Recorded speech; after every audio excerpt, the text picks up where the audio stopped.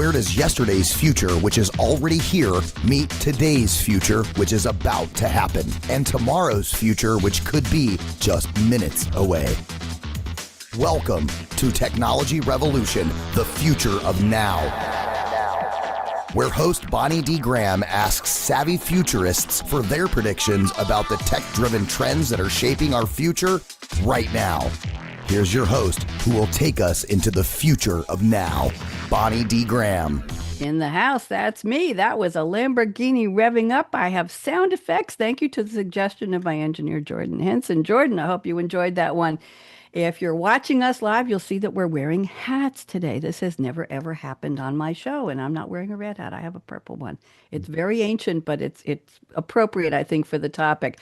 So today we're going to be talking about, this is part 3. It's such an exciting topic. I've invited 2 of my guests back, and we have a newcomer, the future of driving plus AI. More Vrroom, and I think you heard the Vrroom on the opening. It's Wednesday, July 30th, and I have a couple of famous birthdays to announce before we get started. Today is Henry Ford's birthday. How appropriate is that, everybody? Vic, what do you think? Good idea that we say? Absolutely. Christopher Nolan, the director, is 54 today. Arnold is 77. Lawrence Fishburne is 63. Hilary Swank is 50. And on YouTube, we have a young lady who does makeup and beauty photos. She has 5 million subscribers. Happy birthday to Promise Fan. And Balin Dupree has 10 million followers and 196 million likes. And she does health and anti-bullying videos on TikTok. And that's enough about that. So happy birthday to all of those. That's the short version of my HB2U show. And here we go. Let's get started. So welcome, global audience, to Technology Revolution's Glow. Bonnie D on her Scarlett mic, the host and guide you all know. Today we shift gears to a topic profound, the future of driving our cars, where AI knows no bound. From smart automation to steering journeys redefined, innovation accelerates, leaving the horse and buggy days, so far behind. 3 futurists are here to share their drives that made their spirits soar, from winding roads to open lanes as the pedal hits the floor. Here we go. And when I call your name, just wave. Eric Simone, with IoT edge and AI in steady command. At Clearblade's helm, Eric's bold visions stand. There's a new one, Eric. From Purdue to platforms where smart systems rise, Eric builds what's next with a futurist's eyes. Where data flows and smart engines renew, Eric crafts highways where thinking drives through. Hope you like that. Oh, that was great. Good. Every time you come on, which is very often, I have to come up with a new rhyme for you. So I'm glad you like that. Yeah. Now we have Simon J.A. Meitz is back. Here we go. Same for you. A champion of circular change and ESG's refrain. Simon drives bold strategy with purpose in the lane. From EY Carbon's mission to Roarin's rising role, Simon maps out greener futures with vision and with soul. Through shifting tides, his insight stays sound, guiding the world where impact is profound. Simon, all good? Oh, good. Thank you so much. Amazing. I'm glad. Okay. And Vic is new. Vic Inglese. I hope I said that right. Here we go. Vic, I hope you like this. From the Bronx, where the subway was the transport supreme, Vic dreamed of the open road, chrome and gleam. At 16, a Comet Caliente was in gear. He launched a life driving careers far and near. From Wall Street to Daimler Chrysler, his expertise has grown. He now guides automakers to a future they can own. Vic, what'd you think? Nice. Okay, nice. That's a good one-word answer. There you go. So buckle up, dear audience. We've only just begun as AI meets cars with wisdom, with speed, and with fun. With Bonnie D and her 3 futurists, the journey is ours to drive. Together, let's explore the roads where tomorrow comes alive. So officially welcome, Vic. You haven't been on the show since I added the rhyming open. So there you go. Now let's fill in a little bit. Let's take about 2 minutes each, go around the table. Eric, then Simon, and then Vic, and just fill in what you've been up to since I talked to you last. And then we'll go to predictions and we'll go to driving stories. So Eric, you're up first. Welcome back. Hey, thanks. Personally, I was out in France for a couple weeks, going to a wedding and stayed in Paris. But the rest is all Clearblade. So we've been really focusing on our mission this year, which is partnering with Google and building up our services.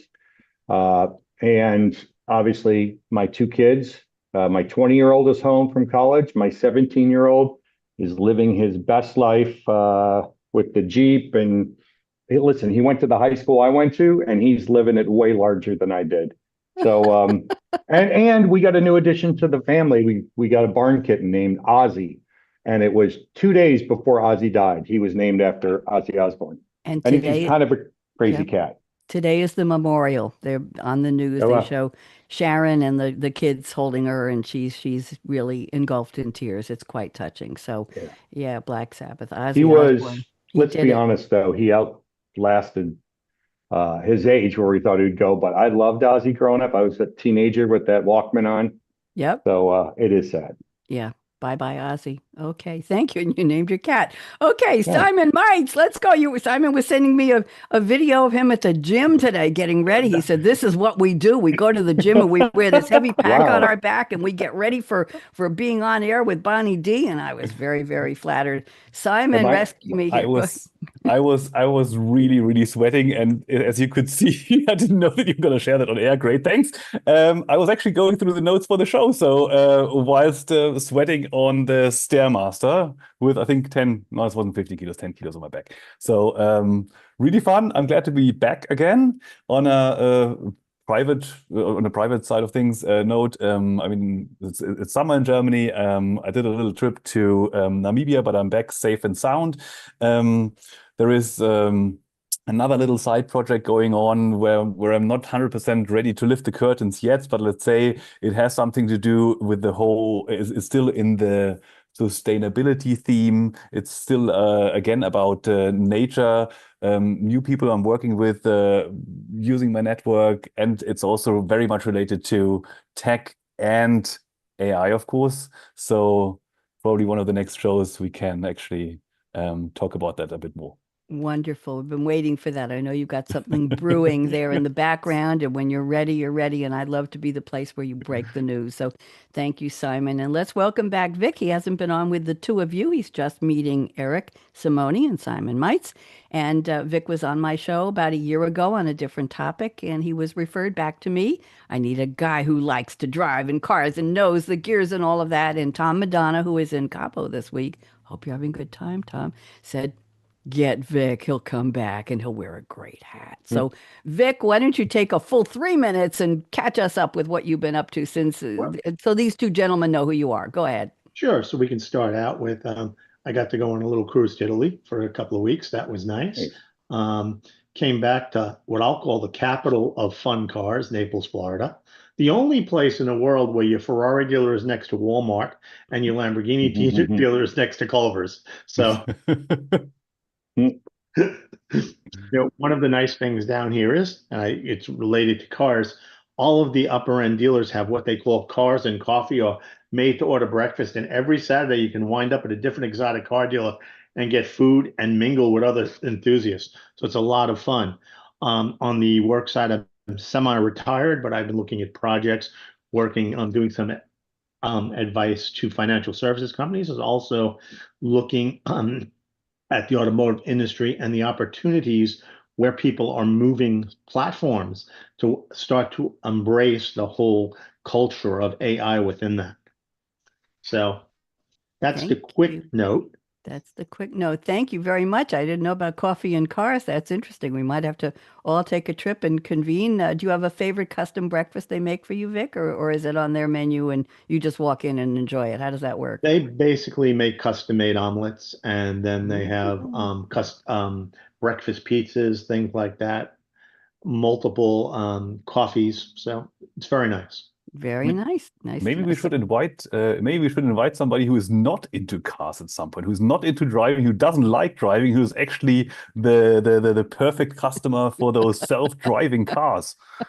Get a different view to the table. I'm sure they do. I'm sure they have a very vast list of people to invite. I'd like to get on that list. I haven't traveled in a while, but Vic, you make sure I'm on that list. Okay, let's go to, we're going to do the quotes quickly in my normal format. I've asked each of you to send a fictional quote from a TV show, movie, or a song lyric. And let's just do these fast. Relate them to the topic, please. Eric Simone sent a quote from the song Gold on the Ceiling by the American rock band The Black Keys, the third track from their seventh studio album. And interestingly, Eric, you know this, the name of the album is El Camino. I used to date somebody who drove one of those. It was the record's second single, released in 2012. It went platinum in Australia and Canada, and it tied with Fever. I guess that's Peggy Lee as the band's highest charting song in the UK. Will Hermes of Rolling Stones called the keyboards a serrated organ growl backed up with a SWAT team of hand claps. I thought that was pretty cool. Here's the line Eric is quoting: "Gold on the ceiling, I ain't blind. Just a matter of time." Oh, Eric, I'm almost afraid. What does this have to do with Vrroom? Go ahead. So I never try to go find a song. I just pick one I've been listening to lately. And this seemed appropriate because gold on the ceiling, it's the future of AI and edge and AI vehicles. So it's not a question of if this is going to happen, it's a question of when. And with edge AI computing in the vehicle, we'll do what is called direct to device, as opposed to going to a cloud. You'll jump up a satellite and use software maybe like Clearblaze, self-promotional, I know. But it's gold on the ceiling means it's just about to become a reality. I say the next 5 years, and those who bet on this vision will end up with gold in their bank account. I like that. I think we could all use a little more of that. So thank you very much. Yeah, it's here. It's not going away. I had somebody pitched me for one of my other shows, my Read My Lips Cool Conversations with Creatives, and she made a snarky comment in her email when she was pitching me, and she said, "Oh, I love the AI summary." And I wrote back, "What AI summary? What are you talking about?" And she said, "Oh, we know you never use AI, do you?" And I thought, okay, lady, maybe you really don't want to be on my show. My backgrounds are made in my AI art program. I use a little help with the rhyming intros. I'm not going to lie. I'm not going to pretend, but it's a collaboration. You and I know that, Eric, and we know that Simon and Vic is learning that about me. So it's collaborative, but there's gold in them, there are ceilings. I agree. And it's not a black or white, it's a gray area, No. right? You leverage AI to help you Yeah. research, to help you write a bit, but you don't let it write for you. You don't let it do everything for you. That's No. obvious when you see something that was written mostly by AI online. Well, If you've done it at all, you can pick them out. the big debate is the use of the M dash, and there's a big debate going on. Anything Oh, with yeah. a lot of M dashes is from ChatGPT or Claude or any of those, and it's not always true. There's a big debate going on with Dan Geller on LinkedIn about people saying, "Oh, I've been using the M dash since I was 12 years old, and I love it." And I said, Go ahead, Eric. Go. So you just hit on my biggest annoyance with ChatGPT. M dashes all over the place. I never use them, and I tell it to remove it every time, and it keeps putting them in, no matter what. I do a global change. It's a Command Shift H in Word on the Mac, and I just go in and do a global change, and I make them into end dashes, commas, semicolon. Let's get off the topic, but I agree with you. They are annoying, and people say they love them, and I say, no, you don't. It looks like you can't even read the document. It's like, oh, he had a red hat. It's like, okay, stop doing. All right, let's move on. Thank you. Simon, your quote is from Jason J.D. Dean. That's a lot of D's, played by Christian Slater. The movie is 1988 teen dark comedy crime film. That's a lot of genres rolled into one, Simon. The movie was called Heathers. Let's see about it. Eric knows that movie. Winona Ryder. I love that movie. Christian Slater, Shannon Doherty. Oh, the bad girl. Let's see. A lot of people I don't know. 4 teenage girls. 3 are named Heather. In a clique at an Ohio high school, one of whose lives is disrupted by a misanthrope, intent on murdering the popular students and staging their deaths as suicides. Here is the quote Simon has picked from this interesting movie. "Chaos is what killed the dinosaurs, darling." I hope I said that right. Simon, what's this all about? What does that have to do with driving? Go ahead. So I believe where we are living in a world where everyone is kind of rushing to build smarter, faster vehicles, cleaner vehicles. It's all driven and powered by tech and AI, but there's a danger of the danger is not necessarily it to be bad tech, but it's uncoordinated tech. So the moment we're using uncoordinated tech, there's a lot of potential that we are losing in that development.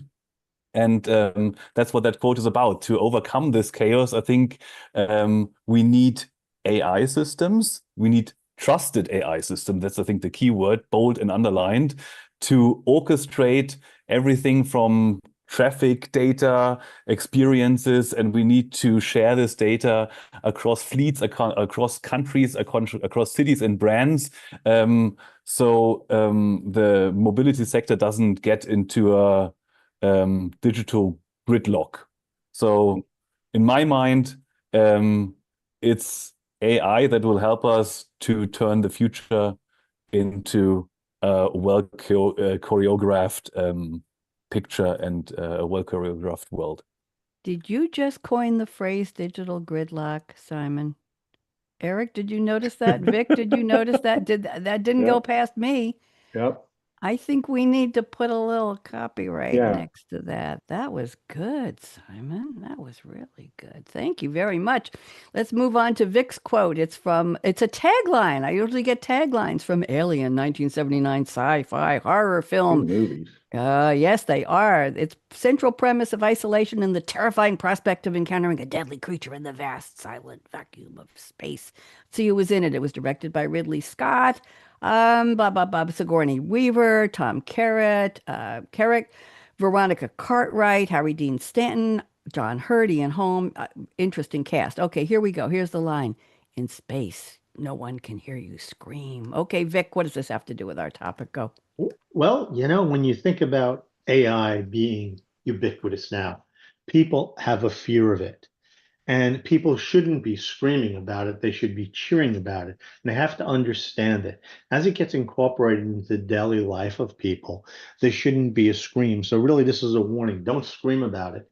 Make sure you understand it, embrace it, because what's going to happen is it's going to change your driving habit. It's going to change the way you deal with the purchase of vehicles, design of vehicles, the finance of vehicles, the claims of insurance, everything that has to do with the process around it is going to be AI driven. And it's going to be a seamless process. And that's what you have to get used to and not be afraid of it. You're on mute, Bonnie. Yeah. We lost you. Unmute. Okay, I'm unmuted. Yes, I had to sneeze and I didn't want to interrupt anything. I got to unmute myself. That was thank you all for the movies. I think we have some themes here. Very, very interesting. Okay. Now, bless you. What I'd like to do is go to your predictions and let's do a couple predictions and then we'll get into our driving stories because I know we all have some. And before we do that, what car is behind you, Mr. Simone? What are we looking at? So that is an Audi Skysphere concept car. Is that just a picture or is that real for you? No, that is a picture. So Audi's got a bunch of concept cars. You can go to the netcarshow.com and find them there. It's pretty awesome though what they're at least concepting, and we'll see what they end up building. But that's what that is, because I used to own an Audi R8 and I had to get rid of it because I have a teenage son that'll come in later. So it's much safer for him to have a Jeep. Touche, Papa. Okay, well, that's a very good looking car. That really is. Simon, what is in the background behind you in the snow? Where are we? Oh, that's actually a Porsche 4S. So, and I don't know if you can see that, but that's actually, I think, me there in the window somewhere. Oh, okay. Yeah. Thanks. So that was in Lapland. So a bit more about it in my driving story. Okay. And Vic, what's behind you in the driveway there? Is that real or is that just a picture? That's real. It's a Macan T Porsche. And how long have you had it? And do you enjoy driving it? Oh, I love it. It's, an SUV that handles and rides like a sports car. I've had it a little over a year and a half. Love it. Downgraded from a Maserati, but I'm glad we have 3 car guys on the show. This is great. That wasn't a requirement, but the topic drew you all out. Thank you very much. Okay, and my little black Z4 is in the garage, and my story is that I've owned 5 Nissan Zs from the 3-something to the 370, and a couple of convertibles, and some white and some silver, and one black, and I had a near-death accident with the last one, and I shouldn't even be here, but some of you heard the story. It's a miracle that I survived, and I couldn't find another Z because they're so hot. they list them on Carvana or whatever it was, and before they even put a picture on, it was sold. You just couldn't get them anywhere. So I said to myself, if I had one of those vision boards, it would have said, I need a Z. And a Z4 found me, a little black Z4 convertible, and it's adorable, and it's all black leather inside, and it's really cute. So there you go. So I ended up with a Z, just not the one, the fifth, it wasn't the sixth one, but it'll do. It'll do. So let's go to predictions. Simon, I'm going to combine I'm sorry, Eric, I'm on you. I'm going to combine two of your predictions, and let's just unpack them, and then I'm going to ask Simon and Vic to comment. Then I'll find something from Simon's predictions, and then we'll do something from Vic's, and weave in your driving stories wherever you like. So Eric Simone says, your next car will be designed by you. AI will reinvent the automotive buying experience. Instead of choosing, Vic is nodding, instead of choosing from fixed trims and color options, you, the driver, will collaborate with intelligent configurators. I like that. To co-design the vehicle tailored to your lifestyle, your habits, your personality.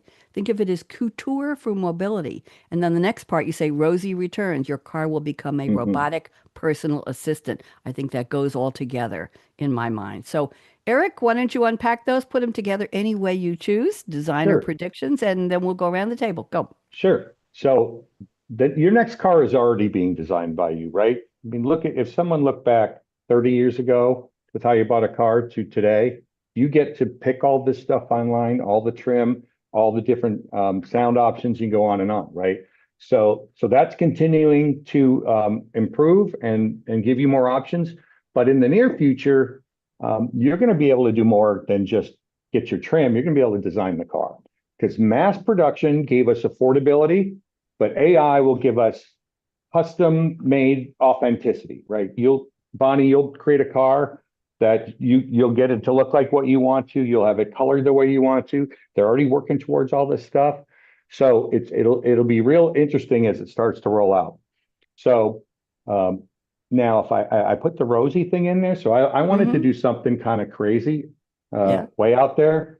And those of you that are of age, you've seen the show The Jetsons, right? Oh, I heard about it from the womb. Yes, go ahead. Yeah. All right. So Jetsons are, they didn't quite get it right. We know flying cars and a bunch of things, but they got a lot of stuff right. And if you remember, Rosie the robot was their maid, and she did everything for the house and for the family, right? She was the mobile butler, concierge, sidekick. She would do things like book your haircut, stop for groceries, pick up your child or dry cleaning. Now think of this in the concept of a car, right? Self-driving car will go pick up your groceries, you'll pick up your kids or your dry cleaning. It'll detect mood shifts and adjust lighting, scent, music, and it'll coordinate with your home system. All the things that are hard to do today, you'll have a car that can do it. And you'll have devices in your home that connect to that car. And you'll have streetlights that connect to that car. It will take us a while to get there. I think there's a lot to be done, and the car manufacturers aren't going to work together. They're going to work separately, but you're going to see your car become like your personal robot. Eric, I have a question for you on this car designing.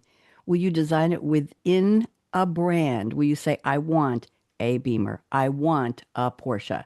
Will that be the framework within which you work, and you say these are the colors and the trims and how many seats and how much leather and all that? How will that work? Will it be brand dictated or brand structured?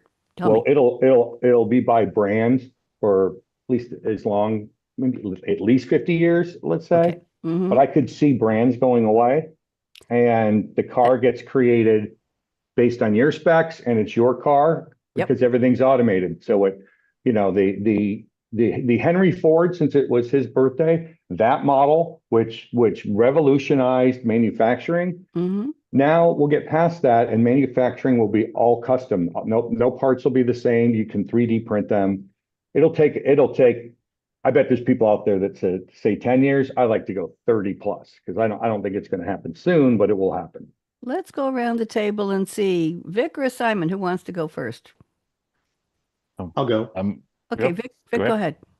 Yeah, so, interestingly enough, as you start talking about the customization and, being able to design your own car, if you look at what's going on right now with the latest version of Apple CarPlay, and you have now a new customizable environment. Aston Martin is actually using Apple CarPlay as its standard instrument panel now. So now you're getting to a similar experience across any vehicle by having the exact same dashboards. As you change vehicles, you'll have that type of interface consistently, and you're not changing. If you think about that in terms of what'll happen for people who rent vehicles, a lot of people don't rent vehicles often, but if they can have the comfort of the same environment that they would have on their own vehicle, it would be a very big advantage to play that up. So that's just my thoughts around that. Thank you. Simon, join us. What do you think?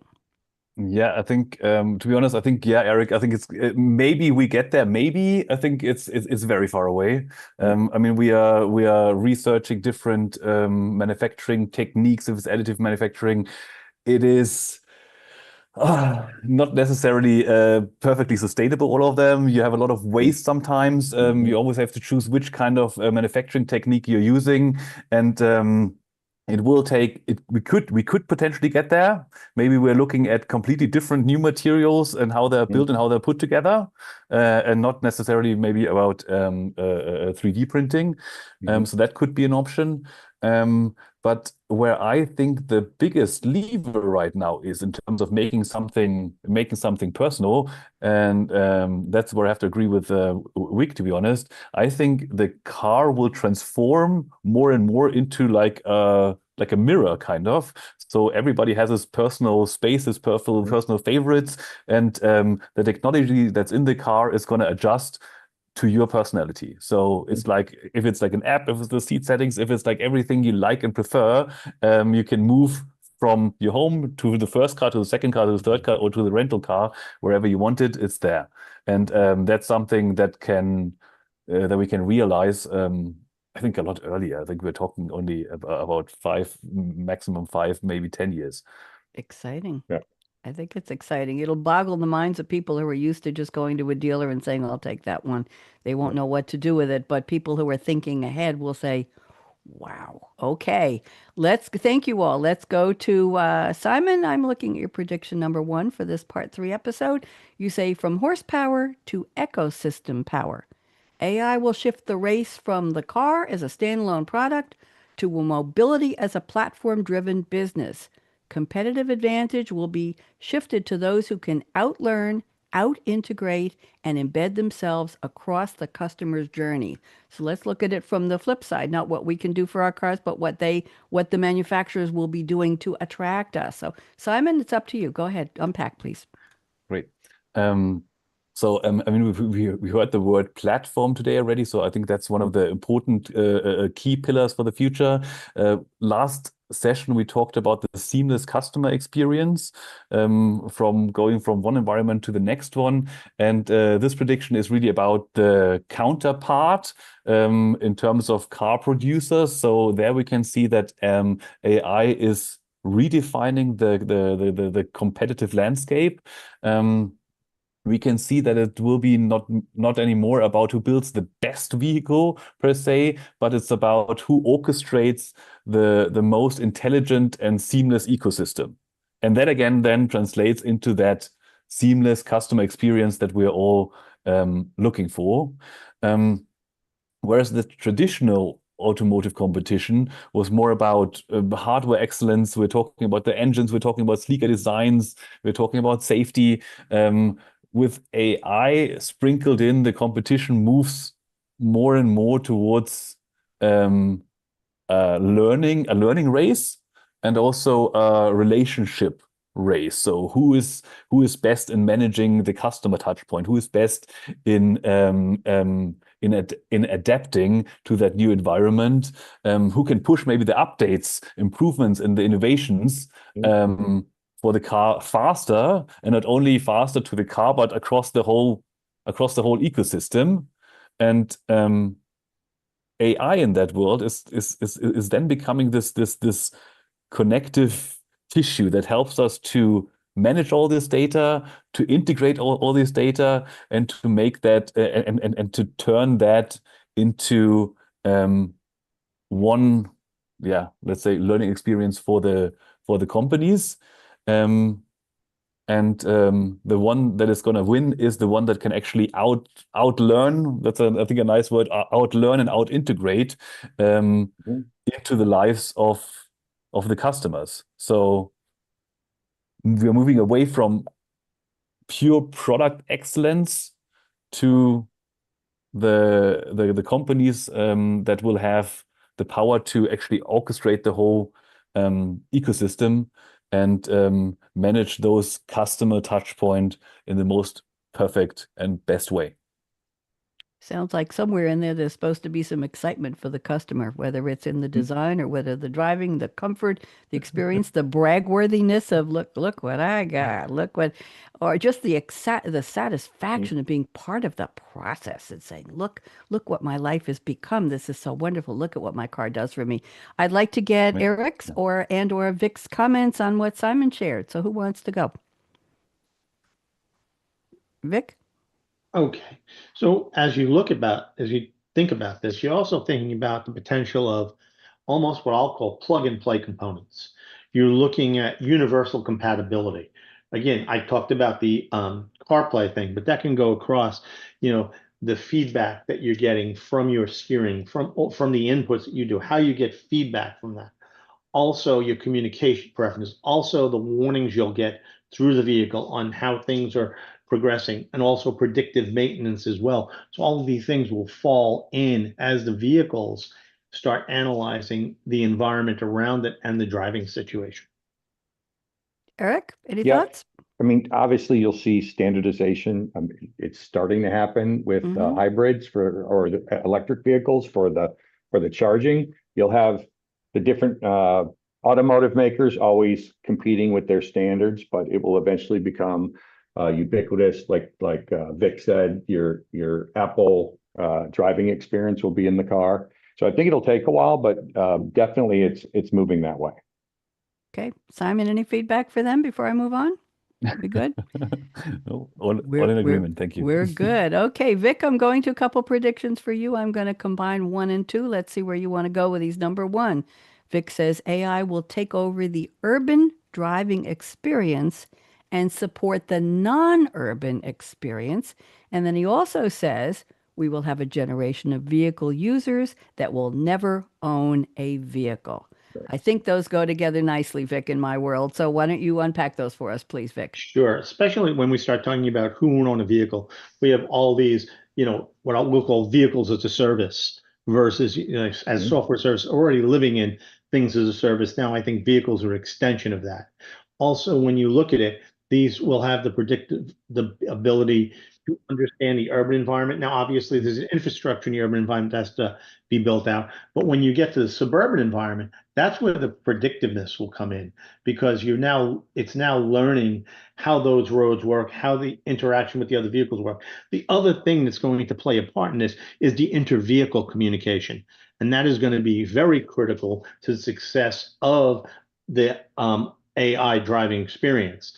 When we start talking about the non-ownership, it's really also going to be a system where predictively people will know when you would need a vehicle at what point in time. It's just like, sometimes you'll get a message, oh, you did this yesterday. Do you want to do this again today? So people understand when someone's commuting, and there'll be a vehicle in the area available to them if they're using it as a service. Very interesting. I think we've been thinking about this for years, that there will be a generation, there may already be, who have no need to own a car.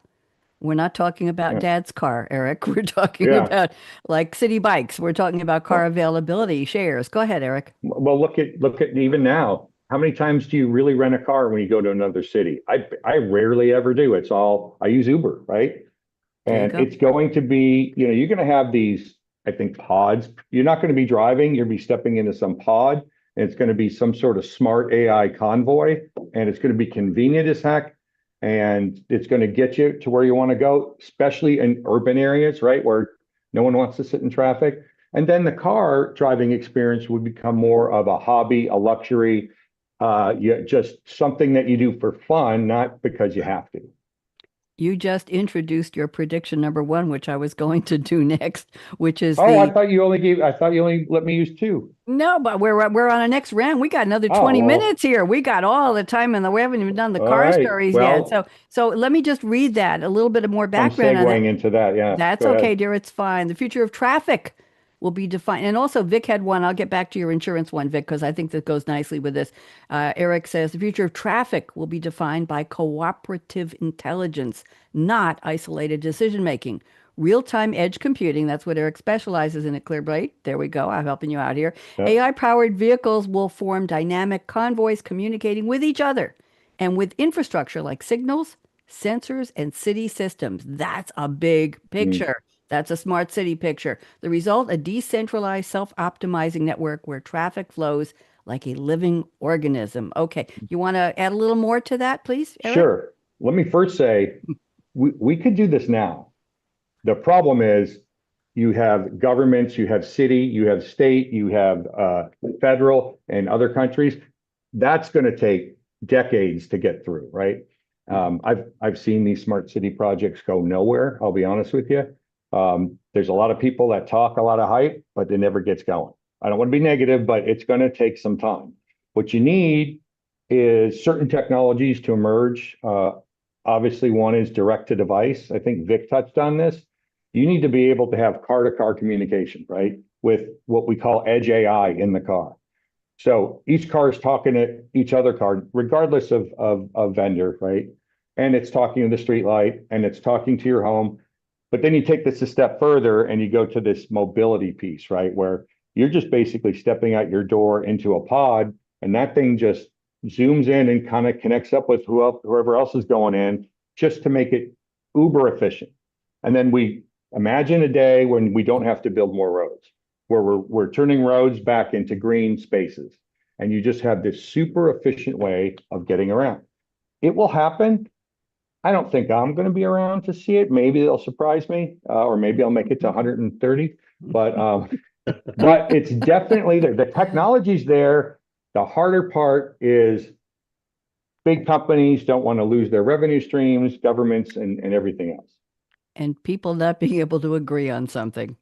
Yes. Isn't that Yeah. really what we're talking Yeah. about? I do a lot of smart city shows, and I know people trying to figure it out and who wants what for whom and what part of the city and Yeah. blah, blah, blah. I'm going to blend in one of Simon's predictions here. Simon, number two, That's you great. say in the future of traffic, AI will decide who moves and who waits.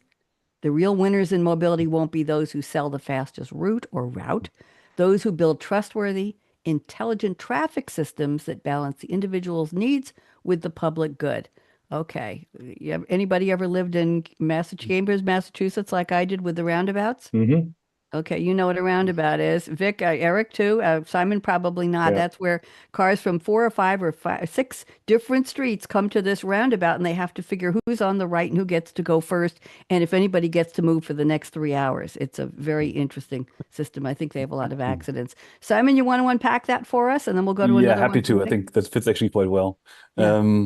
So I think the more fragmented the systems are, as today, each brand, each car, each system kind of optimizes itself. So it's a bit more egoistic. So they say it's the fastest way to get to your goal.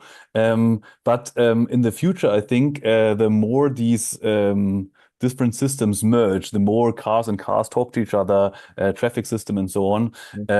AI is turning this traffic away from this personal choice into a collective system. And then you really need to start weighing goods. You need to start thinking about who gets priority, the EV, the ambulance. Are we talking about the premium subscriber or the delivery van? And I think that's I studied law in my olden days. And I think that's a really interesting questions about which goods, which dimensions you want to optimize. Are you want to optimize for speed? Are you want to optimize for emissions? That could also be an option, or safety. And you have to balance those, and not everyone can necessarily win at the same time, of course. So it's always a bit individual benefit versus greater urban good, but also what is the greater urban good? Is it less emissions? Is it more speed overall? What is it? And when you're thinking about building this system, so a connected system powered by AI, you not only need to be able to work with that shared data and optimize it, but it becomes more and more about trust into the system. The trust that you have an intelligent system that can balance those individual needs with the greater collective good and can make the right choices. So we move to a better and brighter future for all of us. And that's where we get back to people deciding, is it the priority, the premium subscriber? We know it'll probably be the ambulance or the fire truck, but after that, who gets to go next? What I'd like to do is, Vic, I'm going to bring in your prediction number 3. I think this is shall we say, a ramification of what we're talking about here. Vic says AI will provide manufacturers and insurers data for claim determination. So think about, we've been talking about the systems and the trust and who gets to go first, and AI deciding, well, what if 2 of them win at the same time? Okay, we wouldn't want that to happen, but we got a claim in there somewhere. So Vic, why don't you bring in where you think AI will help with that? Go ahead. So in a couple of places. First of all, it'll come into place where monitoring the vehicle in terms of warranty, looking at where predictably. So what happens is when something goes wrong, the dealer already knows that that part is needed and it's on its way. That's the first thing, efficiency. Second thing is when there's a crash or a shunt or a wreck, whatever we want to call it, you've always got multiple layers of damage. And sometimes you can't see all that. But what they can do is analyze based on history what has occurred previously on a frontal collision on this particular vehicle and what the other parts are, rather than multiple visits from a claims adjuster. Oh, I have a supplement, the supplement, the supplement. So you start doing away with that. So you're adding to the environment predictability and also having people prepared and accelerating the reavailability of the vehicle. I just want to add one more point to the previous conversation as well, though. It'll be interesting when you start having control of vehicles, who can go first, who can go last. You know, how many people are going to want to override that and go just because and cause these accidents as well? There we go. I'm thinking of the California stop. I don't know if Simon knows what that is, but you just roll toward that stop sign. You just keep right on going. We all know people who've done that. Okay. What I'd like to do is I want to go to the car stories. We have about 12 minutes left, and this gives you each plenty of time. So, Eric, you want to bring us a story about something about driving, your love of it, your hate of it? Or go ahead. You're up. I was going to tell a story about almost crashing, but we've heard all those. I'm going to tell a story about my teenage kid. Okay. So we'll go back to the R8. We moved from Austin to Chicago, and I never let my kids drive that car. But my oldest son, he's pretty responsible. He asked because there was a car show, a town over, and he wanted to show off the car. So I let him and his friend take it. 30 minutes later, there were 5 cops at my front door. So if you want to, my wife and I were sitting on the couch. If you want to basically just have your heart fall to your feet, that's the situation. And I mean, I was terrified. We go to the door because I thought, oh my God, Xander has just wrapped the car around a tree and he could not be here, right? So that scares the heck out of you. But it turns out good. Xander's still alive. It was my younger son who got busted with his friends egging a house 2 blocks away. So well, here's what's funny. Why 5 cops? We live right around the corner from the police station.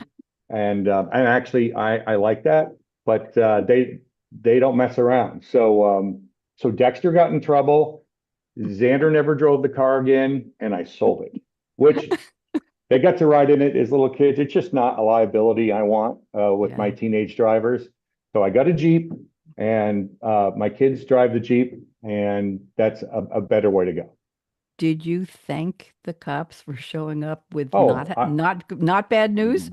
I think I hugged one. I mean, it was ridiculous. I mean, I swear to God, I was so happy it wasn't what we thought. And we're not negative thinkers. It's just kind of the timing of everything. Yeah. So So now I don't have a sports car, but once my youngest graduates, I'll go back and get something.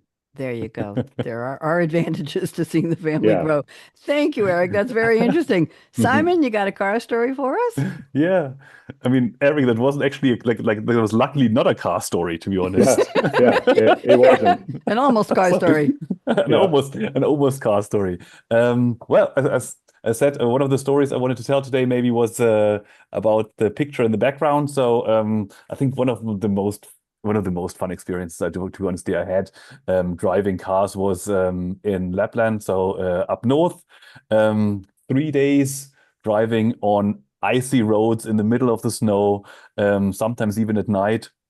You were driving a Porsche 4S or one of the new electric ones even. Yeah. They both drove quite well, but I mean, obviously the 4S is so much more fun to drive on that icy roads.